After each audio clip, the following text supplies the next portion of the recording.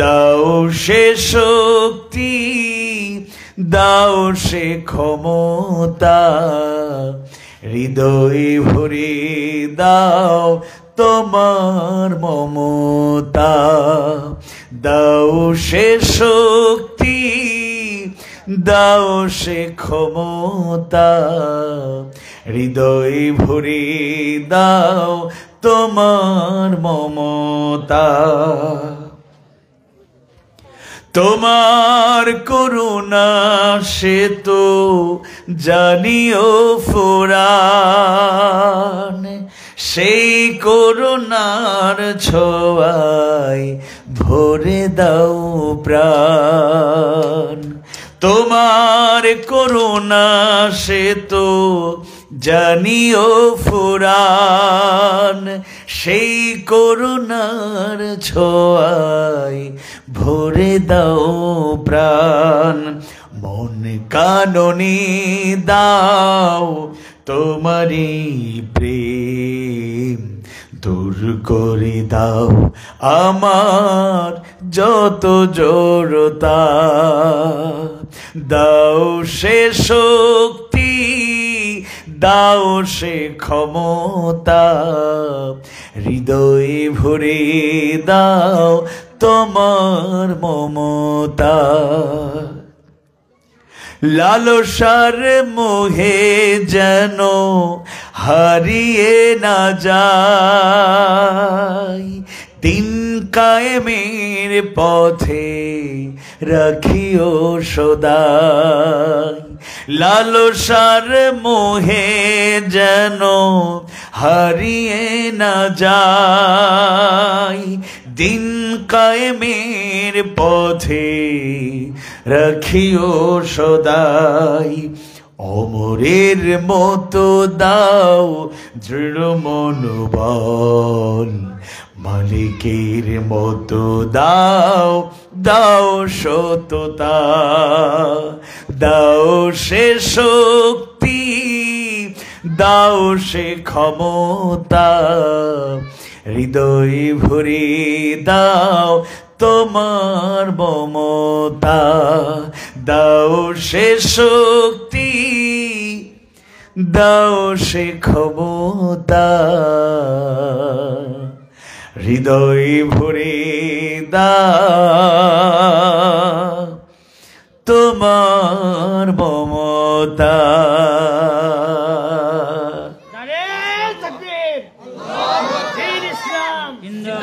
রব্বি জিদনি ইলমা, রব্বি ইশরাহ লি সাদরি ওয়া ইয়াসসির লি আমরি ওয়াহলুল উকদাতাম মিন লিসানি ইয়াফকাহু কওলি।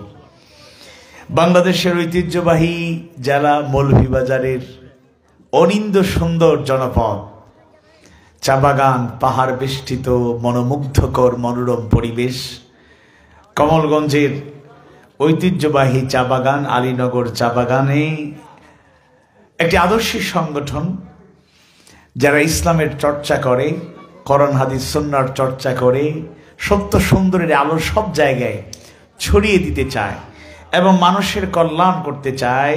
রাহে নাজাত ইসলামী যুব সংঘ কর্তৃক আয়োজিত এক যুগ হয়ে গেল তারা চেষ্টা চালিয়ে যাচ্ছে। 12তম তাফসীরুল কোরআন মাহফিলের মোহতারাম সভাপতি, আলীনগর চা বাগান জামে মসজিদের ইমাম ও খতিব, শ্রদ্ধেয় ব্যক্তিত্ব, আমার মহব্বতের মানুষ।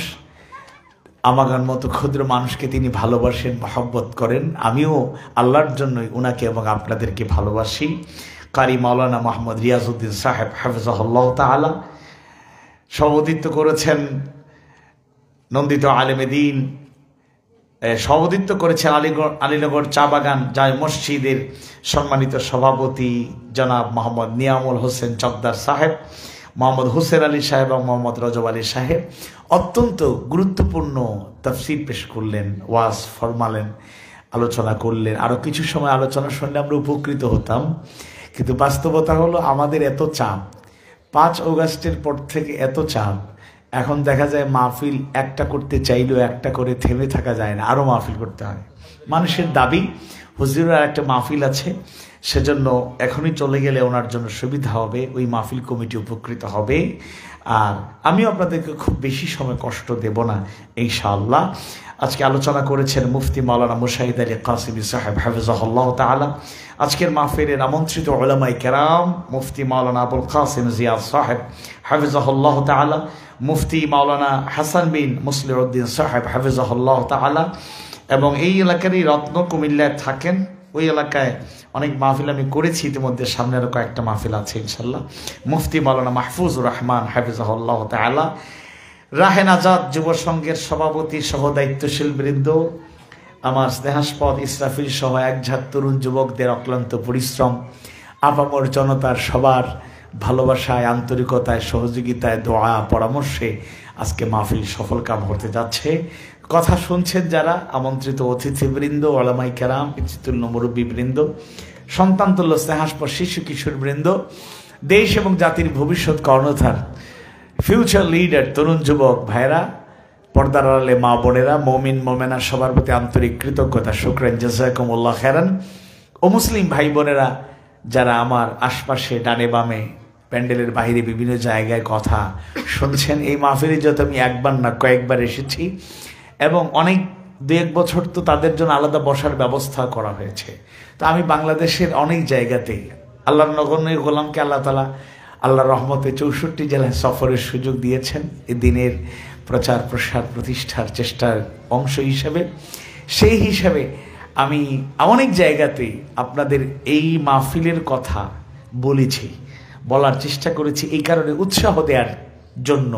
যেমন একটা মাহফিল আছে যেখানে মুসলমানরা, অন্যান্য ধর্মের যারা আছেন, মুসলিমরা, হিন্দু ভাই বোনেরাও এই মাহফিলকে সমর্থন করেন, তারাও কথা শোনেন। আমরা যে কথাগুলো বলি কোরআন হাদিস সুন্নাত থেকে, কেউ কেউ মনে করেন শুধুমাত্র মুসলমানদের জন্য মনে হয় আমরা বলি। No, never. মিসকনসেপশন, একটা ভুল ধারণা আমাদের মধ্যে আছে। আমরা যে কথাগুলো বলি অবশ্যই মমিন মোমেনা মুসলমানরা মানলে উপকৃত হবে, হেদায়েতের আলোকচ্ছটায় উদ্ভাসিত হবে। পাশাপাশি as a human being, as a man, as a person, মানুষ হিসাবে কোনো ব্যক্তি যদি বিবেকবোধ থাকে, মনুষ্যত্ববোধ থাকে, চিন্তা শক্তি থাকে, একটু চিন্তা করলেই দেখবেন তার জন্য অনেক কথা আছে। সব কথা তাদের জন্য না হলেও কিছু কিছু কথা আছে যেগুলো মানলে মানুষ হিসাবে আমাদের জীবনে উপকার হবে। এজন্য অমুসলিম ভাই বোনেরও যারা আমার কথাগুলো শুনছেন তাদেরকে অভিনন্দন জানাচ্ছি। থ্যাঙ্কস, কনগ্রাচুলেশন, আপনাদেরকে মোবারকবাদ। সম্মানিত উপস্থিতি, আল্লাহর খাস মেহেরবানি, আমরা 36 জুলাই তথা 5 অগস্টের মাধ্যমে পেয়েছি সুন্দর, শান্তিময়, নিরাপদময় একটি বাংলাদেশ। আপনাদের এই মাহফিলে বাধার কিছু নাই, সবাই মিলেমিশে এখানে আমরা মাহফিল করি, ধর্ম বর্ণ নির্বিশেষে, দলমত নির্বিশেষে। কিন্তু গোটা দেশে আমরা যারা সফর করি, উল্লেখযোগ্য অনেক জায়গাতেই কোরআনের মাহফিলে, তাফসীরুল কোরআন মাহফিলে মাসের পর মাস নির্মম পাশবিক কায়দায় নির্যাতন চালিয়ে এই পথ থেকে সরানোর চেষ্টা করা হয়েছে। যারা স্বপ্ন দেখেছিল, দিবা স্বপ্ন 2041 সাল পর্যন্ত ক্ষমতাকে আঁকড়ে ধরতে পারলে তাদের একটা মাস্টার প্ল্যান ছিল এই জমিন থেকে কোরআনের রাজ, হাদিস সুন্নাহর বয়ানকে তারা স্তব্ধ করে দেবে। উলামায়ে কেরাম, মুফাসসির, দাঈল আল্লাহ, বক্তা, ইমাম খতিবদের কণ্ঠরোধ করে, ইসলামপন্থী হকপন্থীদের কণ্ঠরোধ করে তারা আদর্শিক দাওয়াত, মিশনার ভিশন স্তব্ধ করতে চেয়েছিল। আল্লাহর ফয়সালায় তাদের কণ্ঠ স্তব্ধ হয়ে গিয়েছে, পালাতে তারা বাধ্য হয়েছে। এটাই বাস্তবতা। মাকারু ওয়া মাকারাল্লাহ ওয়াল্লাহু খায়রুল মাকিরিন। ইউরিদুনা লিইউতফিউ নূরাল্লাহি বিআফওয়াহিহিম ওয়াল্লাহু মুতিম্মু নূরিহি ওয়ালাউ কারিহাল কাফিরুন। এবং মনে রাখবেন, ইন্নাল্লাহা লা ইউহিব্বুল মুতাকাব্বিরিন, নিশ্চয় আল্লাহ তাআলা কোনো অহংকারীকে পছন্দ করেন না। ফেরাউন কেমন ক্ষমতাধর ছিল আপনারা জানেন। সে শুধু রাজারা ধীরাজ ছিল না, ক্ষমতাশীল লোক ছিল না, নেতা ছিল না, সে এরকম দাবি করেছিল, বলেছিল আনা রব্বুকুমুল আলা, আমি তোমাদের বড় রব। নাউযুবিল্লাহ। সেই ফেরাউনও টিকতে পারে নাই, হামান টিকতে পারে নাই, নমরুদ টিকতে পারে নাই, আবু জাহেল, উতবা, এজন্য আমি বলবো সো বি কেয়ারফুল, সতর্ক হয়ে যান, নতুন করে যেন কোনো জালেমের জন্ম না হয়, বাড়াবাড়ি সীমা লঙ্ঘন যেন না হয়। সতর্ক থাকবেন, ভালো থাকবেন। বাড়াবাড়ি করবেন, আল্লাহ ছাড় দেন, কিন্তু যখন পাকড়াও করেন বাঁচার কোনো উপায় থাকে না। সম্মানিত উপস্থিতি, আমাকে যেহেতু বিষয় দেয়া হয়েছে মূলত এই বিষয়টি আলোচনা করার জন্য, সূরা আল মাইদার 3 নম্বর আয়াতের অংশ বিশেষ, সেই জায়গা থেকে এই আলোচনাটাই আমরা করব। আজকে এখান থেকে শিক্ষা নেব, ইসলাম একটি পরিপূর্ণ জীবন ব্যবস্থার নাম। Islam is the complete code of life. এখানে সব কিছু আছে, সৌন্দর্যগুলো আছে। আজকে সেগুলোই তুলে ধরার চেষ্টা করব। আমরা যেহেতু একটা কমপ্লিট জীবন আদর্শ পেয়ে গিয়েছি, পূর্ণাঙ্গ একতা আসবেই আসবে ইনশাআল্লাহ। সূরা আল মাইদা, এই সূরাটি গুরুত্বপূর্ণ একটি সূরা, সর্বসম্মতিক্রমে মাদানী সূরা, হিজরতের পরে নাজিলকৃত সূরার মধ্যে অন্যতম। এই সূরায় 120টি আয়াতে কারিমা রয়েছে। 112 এবং 116 নম্বর আয়াতে কারিমায় মাইদা, আল মাইদা শব্দটি ব্যবহৃত হয়েছে। তার থেকে এই সূরার নাম হয়েছে সূরাতুল মাইদা। মাইদা শব্দের অর্থ হলো খাবারপূর্ণ পাত্র, এমন একটা পাত্র যেখানে খাবারের পরিপূর্ণতা রয়েছে, পরিপূর্ণরূপে খাবার রয়েছে। আসুন, সূরা আল মাইদা গুরুত্বপূর্ণ এই সূরার 3 নম্বর আয়াতের আংশিক সেই দিক থেকে আমরা একটু আলোচনা করি। কোরআন হাদিস সুন্নাহর আলোকে মুফাসসিরদের বর্ণনাকে প্রাধান্য দিয়ে, বর্তমান প্রেক্ষাপটকে সামনে রেখে, বাস্তবতার নিরিখে আল্লাহ তাআলা সেই তৌফিক দিন। ওমা তৌফিকি الرحيم اليوم أكملت لكم دينكم وأتممت عليكم نعمتي ورضيت لكم الإسلام دينا।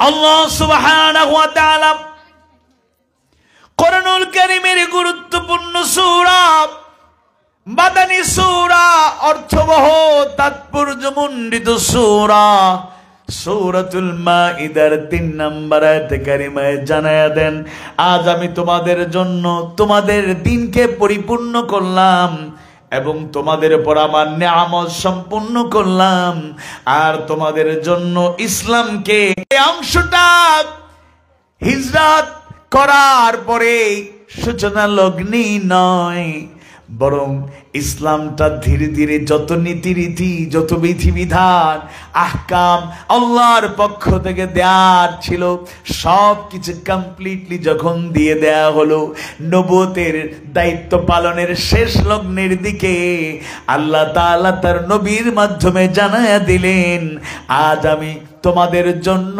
দিনটাকে, ইসলামটাকে পরিপূর্ণ করে দিলাম।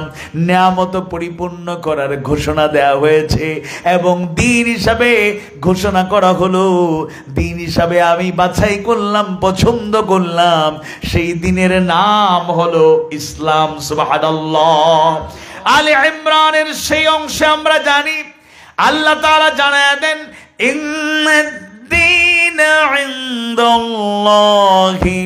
ইসলাম, নিঃসন্দেহে আল্লাহর কাছে মনোনীত জীবন ব্যবস্থার নাম হলো ইসলাম।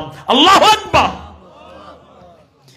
এবং আল্লাহ সুবহানাহু গায়রাল ইসলামি দীনান ফালান ইউকবালা মিনহু ওয়া হুয়া ফিল আখিরাতি মিনাল খাসিরিন।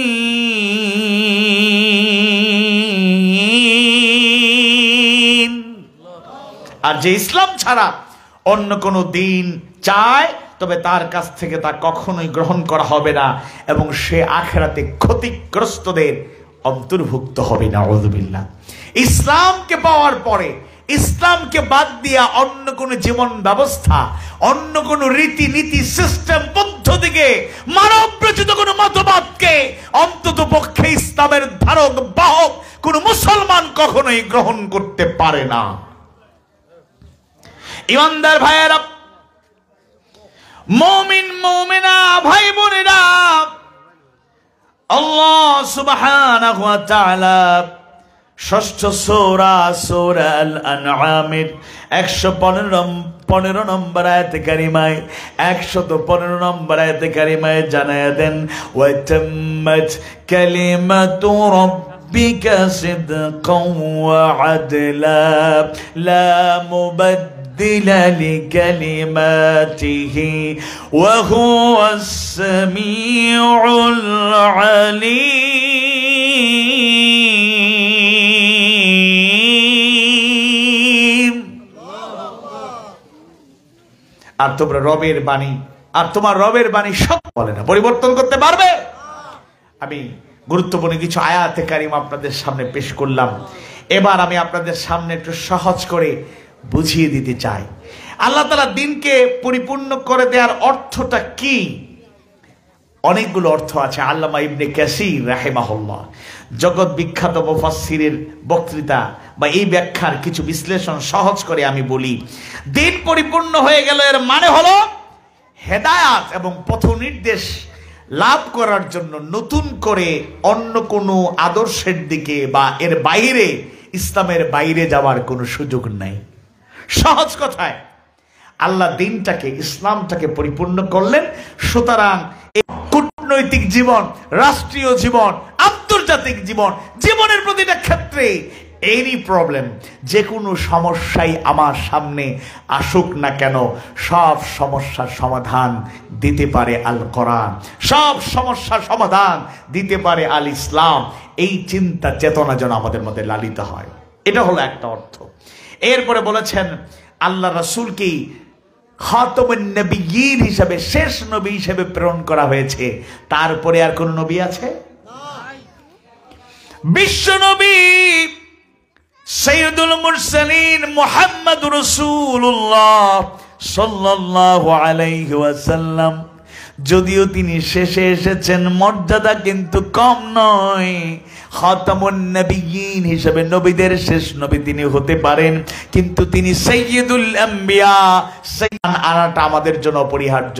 কেউ যদি আল্লাহ রাসূলকে শেষ নবী মানে না, সে কি মুসলমান থাকতে পারবে? আর বাঁচতে বলুন, আওয়াজ বাড়িয়ে বলুন। কিন্তু বাংলাদেশে মুসলমান দাবিদার একটা শ্রেণী আছে যারা আল্লাহ রাসূলকে শেষ নবী মানে না। তাদের নাম কি আপনারা জানেন? কারা? কাদিয়ানি। শুকরান, জাযাকুমুল্লাহ।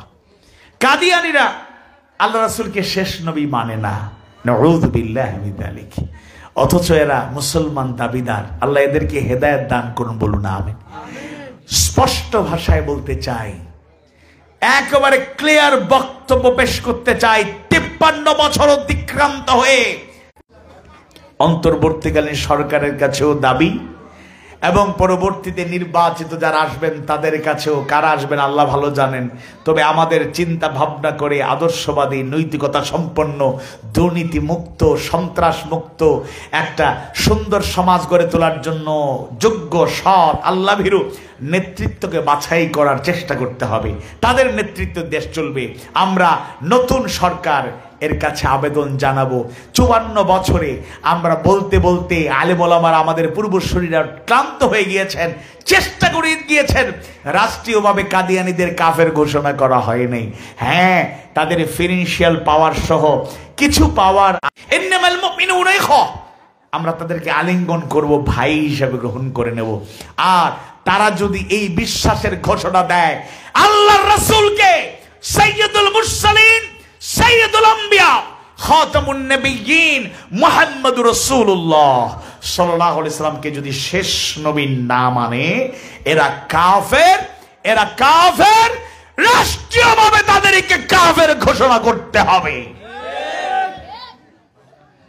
عن انس رضي الله عنه قال قال رسول الله صلى الله عليه وسلم لا يؤمن احدكم حتى اكون احب اليه من والده وولده والناس اجمعين। আনাস বিন মালিক রাদিয়াল্লাহু আনহু থেকে বর্ণিত, তিনি বলেন আল্লাহ রাসূল সাল্লাল্লাহু আলাইহি সাল্লাম ইরশাদ করেছেন, তোমাদের মধ্য থেকে ততক্ষণ পর্যন্ত কেউ মুমিন হতে পারবে না যতক্ষণ না তার কাছে আমি, তার পিতা, তার সন্তান দুনিয়ার সকল মানুষের চাইতে প্রিয় হয়ে যাব। বাবা মায়ের জন্য মায়া, মহব্বত, ভালোবাসা, শ্রদ্ধার কোনো কমতি হবে না। ওয়াবিল ওয়ালিদাইনি ইহসানা। আমাদের কলিজার টুকুর সন্তানদেরকে আমরা মহব্বত করব, ভালোবাসা প্রদর্শন করব, কমাবো না। দুনিয়ার মানুষদের মধ্যে বিভিন্ন কারণে একটা সম্পর্ক হয়ে যায়, বন্ধুত্বের সম্পর্ক, আত্মীয়তার সম্পর্ক, স্বামীর কাছে স্ত্রী, স্ত্রীর কাছে স্বামী কত প্রিয়, ভাই ভাইয়ে মহব্বত কত মহব্বত, বনে বনে মহব্বত, ভাইয়ে বনে মহব্বত, আত্মীয় স্বজনের মহব্বত আল্লাহর দেয়া বড় একটা রহমত, বড় একটা নিয়ামত। কিন্তু মনে রাখতে হবে বাবা মায়ের ভালোবাসা কমতি নেই, ঠিকঠাক থাকবে। মায়ের প্রতি, বাবার প্রতি ভালোবাসা, সন্তান সন্ততির প্রতি ভালোবাসা, দুনিয়ার সকল মানুষের প্রতি যাদের সাথে সম্পর্ক আছে ভালোবাসা ঠিকঠাক থাকবে। কিন্তু আল্লাহ রাসূলকে সব কিছুর চাইতে বেশি ভালোবাসতে না পারলে পরিপূর্ণ মুমিন হওয়া যাবে। আওয়াজ বাড়ি বলুন, যাবে। আরেকবার বলুন, যাবে, যাবে না। আর সূরা তাওবার 24 নম্বর আয়াতটা যদি পড়েন তাহলে আল্লাহ তাআলা সব কিছুর চাইতে দুনিয়ার যত আকর্ষণীয় বস্তু, হালাল বস্তু, যত ভালোবাসা আছে সব ভালোবাসা ঠিকঠাক রেখে তিনটা ভালোবাসাকে সবচেয়ে গুরুত্ব দিতে হবে। এক, যার জন্য সবচেয়ে বেশি ভালোবাসা থাকতে হবে তিনি কে? আওয়াজ বাড়িয়ে বলুন, তিনি কে? আল্লাহ। 2 নম্বরে তার রাসূল, একটু আগে যার কথা বললাম, মুহাম্মদুর রাসূলুল্লাহ সাল্লাল্লাহু আলাইহি ওয়াসাল্লাম। আর 3 নম্বরে আল্লাহ বলেছেন ওয়া জিহাদিন ফি সাবিলি, তার পথে জিহাদ, আল্লাহর পথে জিহাদ করা। জিহাদ মানে মারামারি, কাটাকাটি, যুদ্ধ বিগ্রহ নয়। আল্লাহর পথে আমাদের চেষ্টা, প্রচেষ্টাকে শানিত রাখতে হবে, চেষ্টা করে চালিয়ে যেতে হবে ইনশাআল্লাহ। আল্লাহর রাসূল হলেন শেষ রাসূল, শেষ নবী। এরপরে আর কোন নবীর প্রয়োজন নাই। তিনি হেদায়েতের আলো ছড়িয়ে দিয়েছেন, তার মতো করে আর নবী রাসূল আসবেন না। তবে এই কাজগুলোর দায়িত্ব এখন বর্তমানে আল্লাহ রাসূল যাদের দিয়ে গিয়েছেন, আল উলামাউ ওয়ারাসাতুল আম্বিয়া, আলেমগণ হলেন নবী রাসূলের ওয়ারিস, উত্তরাধিকারী। সুবহানাল্লাহ। তবে আলেমদের, আমার কথা হোক আর যার কথা হোক, মন যা বলবে আমি বলবো আর আপনারা মেনে নেবেন না।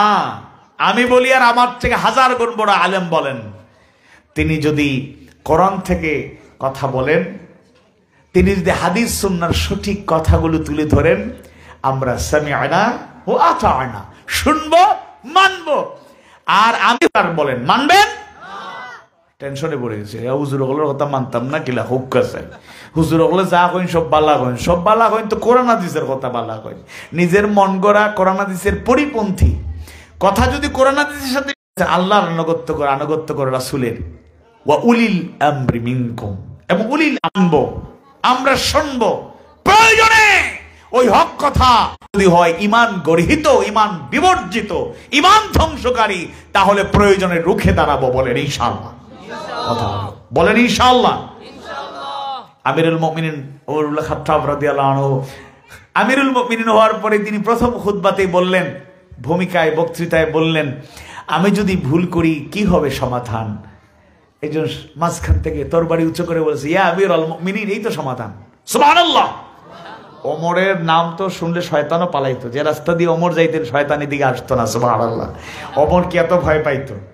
তবে ভুল একটা ধারণা আছে, ওমর মানি গরম না, নীতির ব্যাপারে আপসহীন, অন্যায়ের ব্যাপারে বজ্র কঠোর। মুহাম্মদ রাসূলুল্লাহ ওয়াল্লাযীনা মাআহু আশিদ্দাউ আলাল কুফফারি রুহামাউ বাইনাহুম।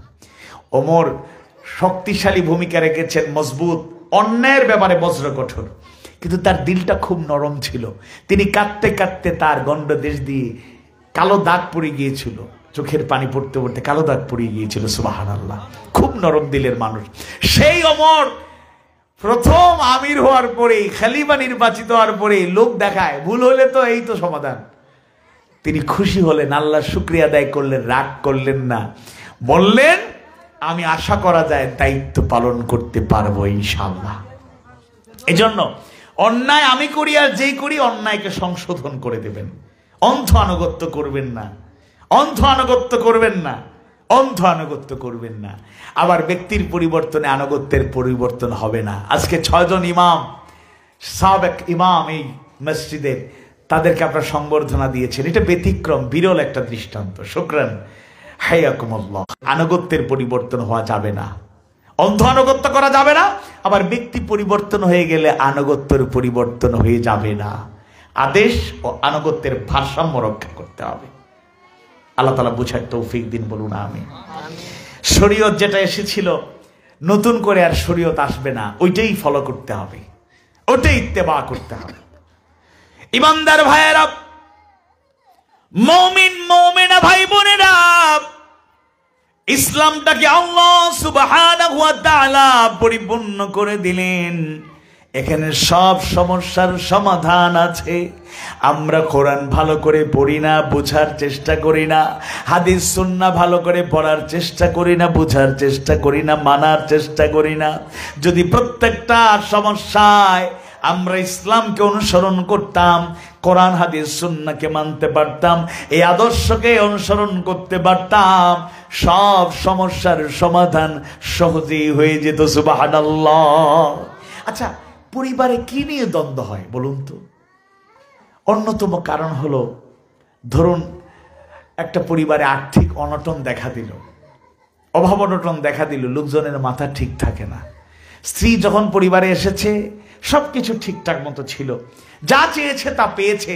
অভাব অনটন, যিনি পরিবারের রাহবার, দায়িত্বশীল অভিভাবক, স্বামী যিনি, তার হঠাৎ করে ব্যবসার লোকসান হয়ে গেছে, চাকরিটা চলে গেছে, রুজি কমে গিয়েছে, অসুস্থ হয়ে বেডে পড়ে আছে, ইনকাম। কারণ সে দেখেছে তার বাবার আরেক বন্ধু একই জায়গায় চাকরি করেন, আর উনার ছেলেও এই ব্যক্তির ছেলে একসাথে পড়ে। বাবা দুজন বন্ধু, আবার ছেলেরাও দুজন বন্ধু। এক বন্ধু সে দেখে তার বন্ধুর বাবা একই পোস্টে চাকরি করেন এক জায়গায়, তো তার বাবাকে সে বললে, আব্বা আমার এটা লাগবে ওটা লাগবে, 3বার 4বার বলার পরে ছোটখাটো বিষয় হলে তিনি নিয়ে আসেন, ভালো দাবি হইলে আর দিতে পারেন না। অপরদিকে তার বন্ধু মাঝে মাঝে বলে, আব্বাকে এটা বলছিলাম দিয়ে দিয়েছে, ওইটা বলেছিলাম দিয়ে দিয়েছে, বলেছিলাম আব্বু বাইসাইকেল লাগবে, তিনি বলছেন না বাবা তুই বাইসাইকেল চালাবা না, তোমাকে খুব শীঘ্রই একটা ক্লাস পাস করো মোটরসাইকেল কিনে দেব। সে ইন্টারমিডিয়েটে পড়ছে, ছেলে বলছে আব্বা মোটরসাইকেল নিয়ে আসা যাওয়া করি, অনেকে তো গাড়ি নিয়েও যায়। বাবা এমন বাবা, কার কিনে দেয়া দূরের কথা, মোটরসাইকেল কিনে দেওয়ার কথা 3 বছর আগে থেকে বলতেছি, একটা বাইসাইকেল দাও, বাইসাইকেল দাও, বাইসাইকেল কিনে দিতে পারে না। একজনের বাবা বলছে বাবা আমি তো 8ম শ্রেণীতে উঠে গেছি, একটা আইফোন লাগবে অথবা একটা স্মার্টফোন লাগবে, ভালো একটা মোড় লাগবে, অমুক ব্র্যান্ডের লাগবে। বাবা বলছে অমুক ব্র্যান্ডের আরো ভালো ভালো ব্র্যান্ডের আছে, বিদেশ থেকে নিয়ে আসতেছি, একটা সপ্তাহ অপেক্ষা করো। দ্রুত গতিতে আমেরিকা থেকে, লন্ডন থেকে, বিভিন্ন জায়গা থেকে চলে আসছে। আরেকজন বলছে আব্বা আমার স্যার ফোন দিয়ে আপনারে পান না, আপনি ব্যস্ত থাকেন, একটা মোবাইল নর্মাল একটা পুরাতন মোবাইল কিনে দেন, যেটা দিয়ে অন্তত স্যারের মোবাইলটা ধরতে পারো। বাবারে দেবো দেবো দেবো বলে এটা নর্মাল মোবাইলে দিতে পারে না। তো ছেলে অভিমান করে, আপনি এমন বাবা, একই পোস্টে 2 বন্ধুর বাবা চাকরি করেন, ও আইসা গল্প করে আমি চাইছিলাম মোবাইল, আব্বা আইফোন কিনে দিছে, বিদেশ থেকে চলে আসছে অমুক ব্র্যান্ডের একটা মোবাইল। আর আপনি নবেন হালাল রুজি রোজগার করার চেষ্টা করবেন, নীতি নৈতিকতা মেনটেন করে চলবেন, আপনার জীবনে কষ্ট আসবে, সকল চাহিদা পূরণ করতে পারবেন না। তাইলে সংসারে যখন অশান্তি লেগে যায়, সংসার ভেঙে যাওয়ার উপক্রম, ওই সংসারে শান্তি যদি প্রবেশ করাতে চান, অভাব থাকলেও শান্তি নষ্ট হয় না, দুঃখ দুর্দশা থাকলেও বিশৃঙ্খলা হয় না, চাহিদা পূরণ করলেও শান্তি থাকে, চাহিদা পূরণ না করলেও শান্তি হারিয়ে যায় না। সব ক্ষেত্রে একটা সুন্দর প্রশান্তি, একটা কম না। হে ইমানদারগণ, তোমরা যারা ঈমান এনেছো, নিজে নিজে জাহান্নামের আগুন থেকে বাঁচো, আর আহলকে, পরিবারকে, স্বজনদেরকে, প্রতিবেশীকে জাহান্নামের আগুন থেকে বাঁচাও। যখন জাহান্নামের আগুন থেকে বাঁচার জন্য ঘরের মধ্যে, পরিবারের মধ্যে কোরআনের চর্চা শুরু হয়ে যাবে, হাদিসের চর্চা শুরু হয়ে যাবে, পারিবারিক বৈঠক হবে, বৈঠকের মধ্যে কোরআন থেকে কিছু আলোচনা হবে, মাঝে মধ্যে একটা হাদিস বর্ণনা করে কিছু ব্যাখ্যা করা হবে, দিনের আলোচনা হবে। ইয়ার শুরু হয়ে গিয়েছে, এবার আমার অনেক চাহিদা, এটা লাগবে, ওটা লাগবে, মেয়ে এই চাহিদা, সেই চাহিদা। এবার পারিবারিক বৈঠক, আগের থেকে কিছু কিছু দিনের চর্চা থাকার কারণে এবার বাবা যদি স্ত্রীকে জিজ্ঞেস করেন, স্বামী যদি স্ত্রীকে জিজ্ঞেস করেন, আচ্ছা আমি তোমার চাহিদা পূরণ করতে পারবো, একটা ওয়ে আছে, তবে এই ক্ষেত্রে হারাম কিছু টাকা উপার্জন করতে হবে। আচ্ছা, হারাম টাকা উপার্জন করার কারণে যে কবিরা গুনাহ দিয়েন না, এরকম আছে না নাই? ছেলেদেরকে বুঝান, বাবা তোমার বাবা তো হারাম 1 টাকা খেতে চায় না, তাই চাহিদা পূরণ করতে পারে না। তুমি কি চাও আমি তোমার চাহিদা পূরণ করব? পারবো। হারাম পথ চতুর্দিকে হাত ছাড়িয়ে দিয়ে ডাকে। তুমি যদি চাও তোমার চাহিদা পূরণ করবো, তবে হারাম ভাবে টাকা উপার্জন করে তোমাকে একটা মোটরসাইকেল বা মোবাইল আমি কিনে দেবো, গুনার ভাগটা কিছু নিবা। আব্বু আপনি কি বলেন, এটা কি বলেন আপনি? পারলে দিয়েন, নতুবা দিয়েন না, চলে যায়। মেয়ে যদি বলে, মা তুমি আমার যে গুনাহটা হবে, গুনার ভাগ কি নিবা? দেখবেন কেউ দায়ভার নিতে চায় না। মানুষ এই ক্ষেত্রে খুব সেলফিশ। পারিবারিক একটা পরিবারটাকে জান্নাতের টুকরো বানাতে চাইলে দিনকে, ইসলামকে পরিবারে ঢোকাতে হবে, দিনের চর্চা করতে হবে। এমনকি অমুসলিম ভাই বোনদেরকে আমি বলবো, আপনাদের পরিবারেও যদি আপনারা পিস, শান্তি সুনিশ্চিত করতে চান, তাহলে আপনাদের ধর্মকে আপনারা চর্চা করুন। পৃথিবীর কোনো ধর্মই মানুষকে অনৈতিকতা শিখায় না, নীতি নৈতিকতা শিখায়, আদর্শ শিখায়।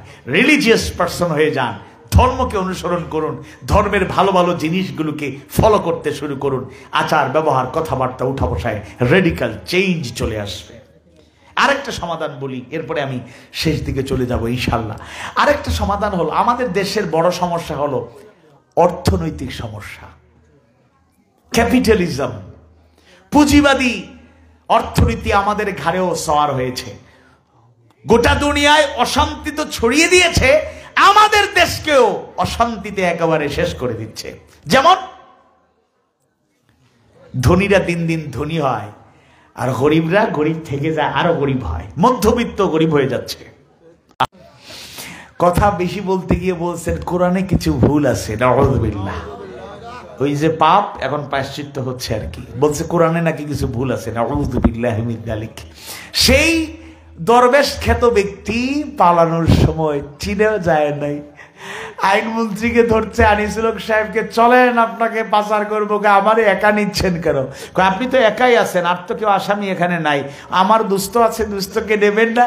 দুস্থকে সালমান এফ রহমান কই? মিথ্যা কথা বলেন। ওই যে এই তো কত সুন্দর দরবেশ, সাদা দাড়িওয়ালা, সফেদ দাড়িওয়ালা লোক, এই লোকটা তো না না না না না, এই লোক ভালো করে কাছে যান, কথা বলেন। গিয়ে দেখে দরবেশ বাবা দাদা বাবু হয়ে পালানোর চেষ্টা করছে।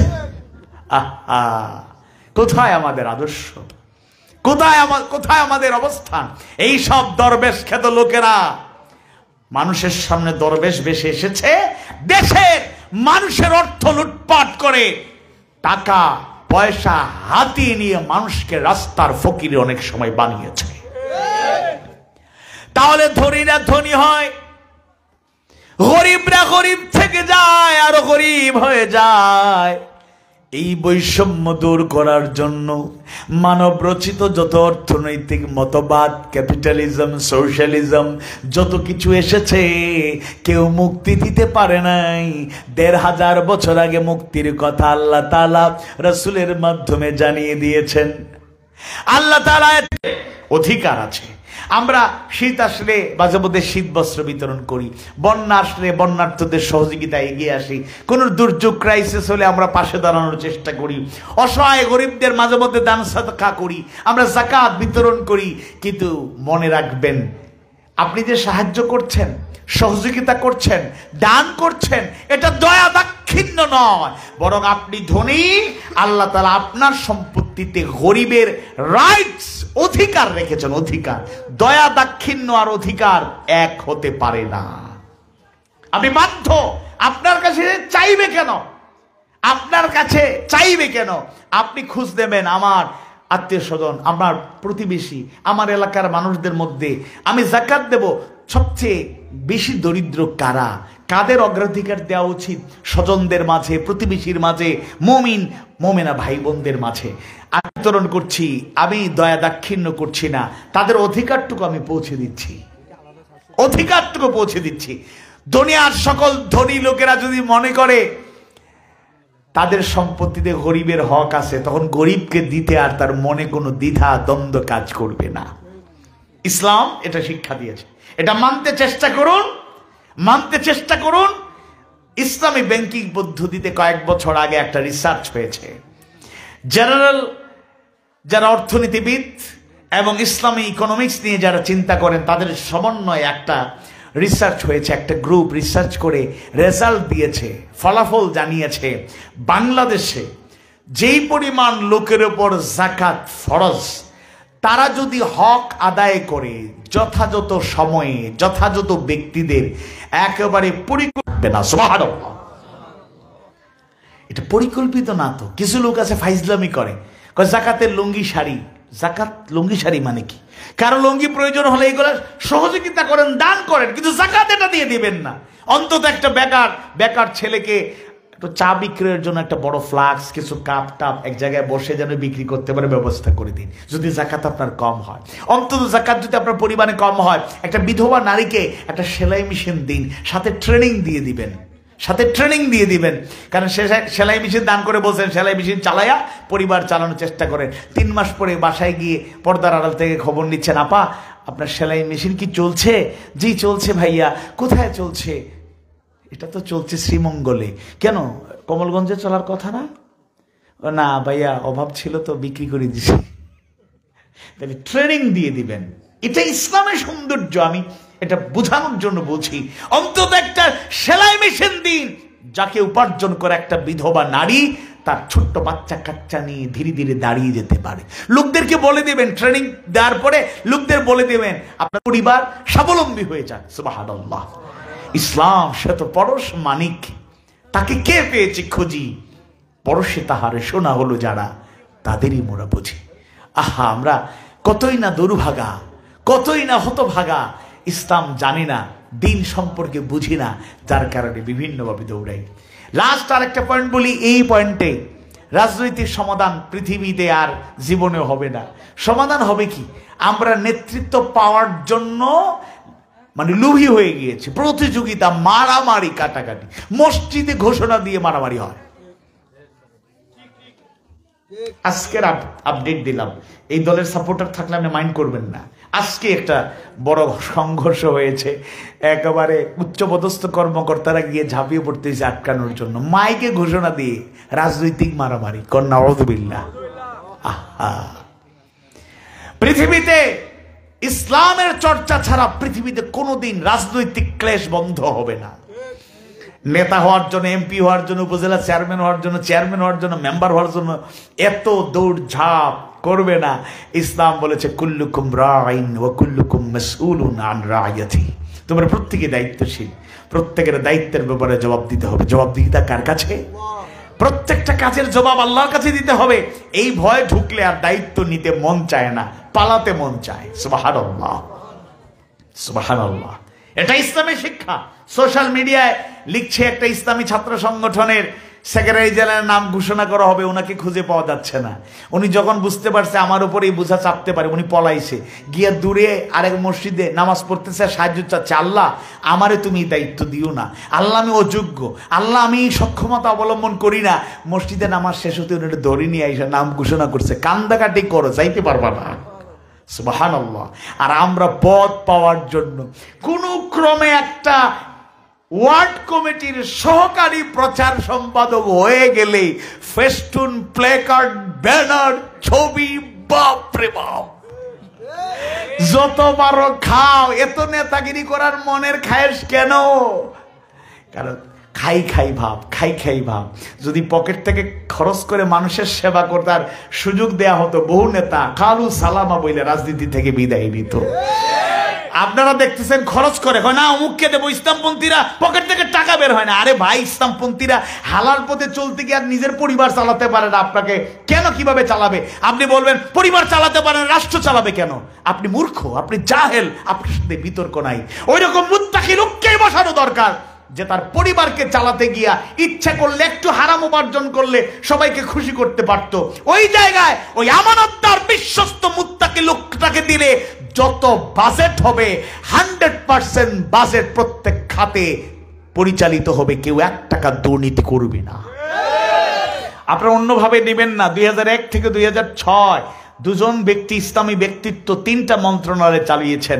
মাইক্রোস্কোপ যন্ত্র দিয়েও গোয়েন্দা সংস্থা অ্যাক্টিভ ছিল, সাংবাদিকরা লেগেছিল, রাজনীতিবিদরা চোখ রাখতো, সচিবরা, বিভিন্ন লোকেরা উপরে নিচে এদেরকে একেবারে পর্যবেক্ষণে রেখেছে। আল্লাহর রহমতে 5 বছরের দায়িত্ব পালন শেষে 3টা মন্ত্রণালয়ের দায়িত্ব পালন করে 3 টাকা কেন 2 টাকা কেন 1 টাকার দুর্নীতির অভিযোগ দিতে পারে না।